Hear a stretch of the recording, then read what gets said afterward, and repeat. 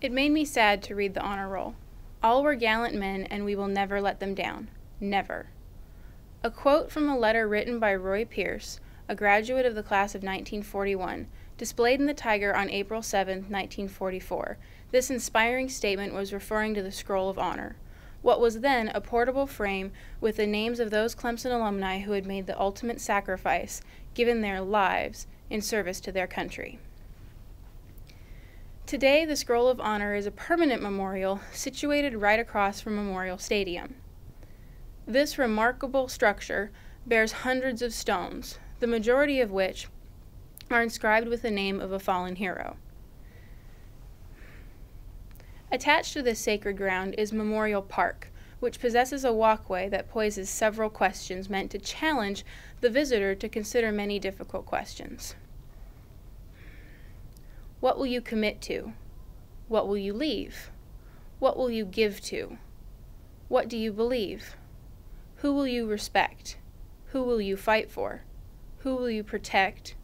What will you give a life for? But none are more important than the last. How will you serve? All of those whose names are inscribed on the Scroll of Honor answered that question in the same manner. They chose to serve their country and fight for her freedoms enjoyed by millions on a daily basis. To quote retired U.S. Army Colonel Danny Rhodes, the co-chairman of the Memorial Park and Scroll of Honor, there is no better example of service and sacrifice than the 485 Clemson alumni who are included on the Scroll of Honor for having made the ultimate sacrifice, their lives, in service to our country. Today, that number has risen to 489 Clemson alumni, and it is our duty as well as our privilege to ensure that they won't ever be forgotten. If that were to ever happen, we would not be holding true to the words of Roy Pierce. We would fail to honor those who have given so much to us. Thousands of people visit the Scroll of Honor and Memorial Park each year, and surely some admire its purpose, but most are unaware of the true reason behind the sacred memorial. They see the names carved in the stone, but that's all they see, names carved in a stone, and there's so much more than that. Each name on the scroll represents a real person, a son, perhaps a husband, a father, or a brother, each with a unique story.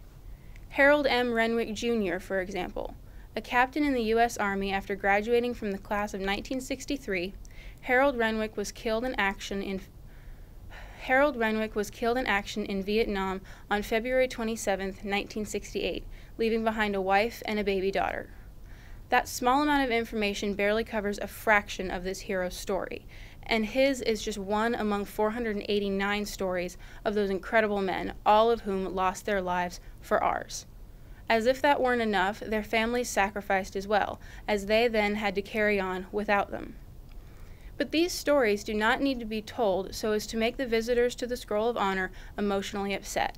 They need to be told so that visitors can realize and understand the price of their freedom, which has never been and won't ever be free.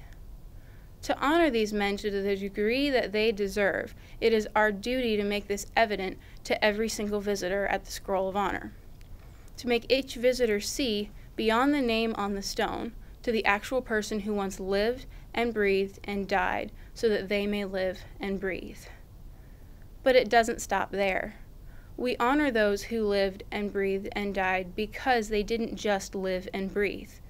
They lived and served and died serving for our ability to choose how we will live, how we will serve. We need to honor the sacrifices of these great men by looking beyond the stone, but also by continuing their legacy of service. Then, and only then, will we be able to live up to the words of Roy Pierce and never let them down. Never.